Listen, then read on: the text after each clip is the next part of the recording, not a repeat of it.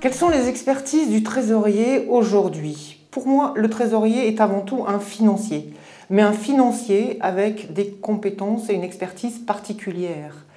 Il doit être un communicant, parce que son métier l'amène à être en relation avec des multitudes d'acteurs, tous différents.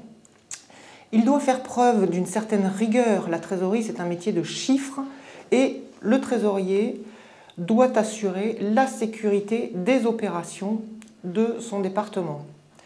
C'est aussi un homme de process et de système d'information, surtout parce que rares sont les trésoriers qui ont une équipe d'organisation qui peuvent prendre en charge tous les projets du département trésorerie.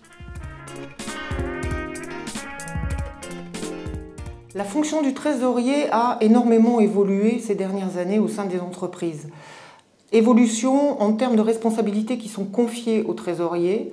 On a de plus en plus souvent des trésoriers qui s'occupent en plus du credit management, voire des postes du besoin en fonds de roulement, voire encore de risk management. Deuxième source d'évolution, c'est le périmètre en fait, de gestion et l'horizon de gestion du trésorier. On est passé du court terme, horizon budgétaire, à un horizon moyen, voire long terme dans certaines entreprises. Et troisième évolution, c'est les relations que le trésorier peut avoir en interne ou en externe. On est aujourd'hui très loin de la relation quasi unique du trésorier avec la comptabilité en interne et les banquiers à l'extérieur. Tout ceci est somme toute très lié à la culture, la taille et l'environnement de l'entreprise dans laquelle il exerce.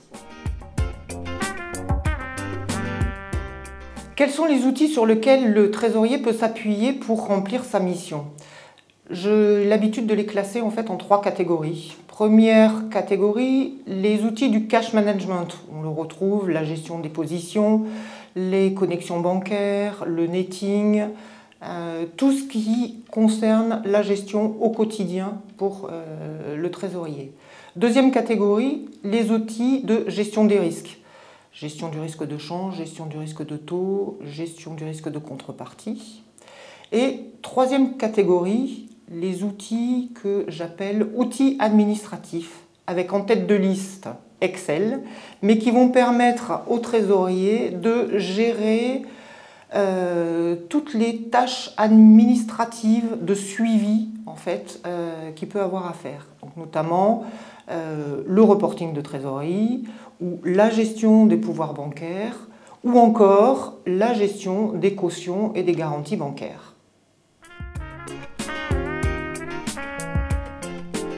Un outil de gestion des cautions et garanties bancaires permet de centraliser les encours de caution et d'en avoir une vision exhaustive au niveau de l'entreprise. Ce type d'outil a plusieurs avantages, à commencer à la mise en œuvre, celui de rationaliser les processus de gestion des engagements hors bilan et donc de faire des gains de productivité. Ensuite, au quotidien, le suivi détaillé des stocks et des autorisations évite à l'entreprise de perdre des marchés dans le cas où elle serait dans l'impossibilité d'émettre de nouvelles cautions. L'échéancier va permettre de suivre les levées, les différentes cautions, et éviter que l'entreprise continue à payer des commissions somme toute substantielles sur des cautions arrivées à échéance et qui n'auraient pas été levées. Enfin, dans la mesure où on est assuré de l'exhaustivité des engagements, il y a peu de risques que les commissaires aux comptes émettent des réserves à la clôture des comptes.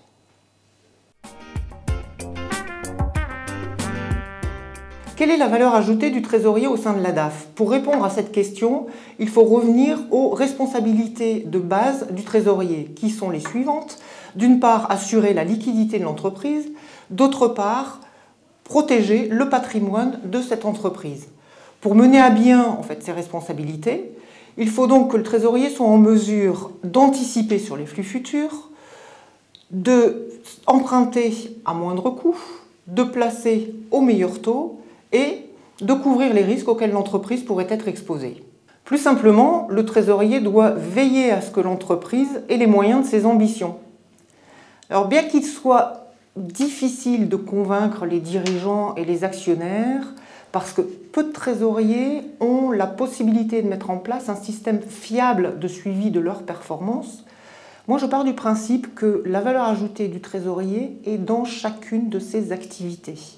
En effet, qu'il s'agisse de gestion de la relation bancaire, gestion des positions ou de gestion des risques, le résultat d'une bonne gestion se traduit en économie, en réduction du coût des opérations, en réduction des pertes liées aux évolutions des taux par exemple, avec une traduction positive sur le résultat global de l'entreprise.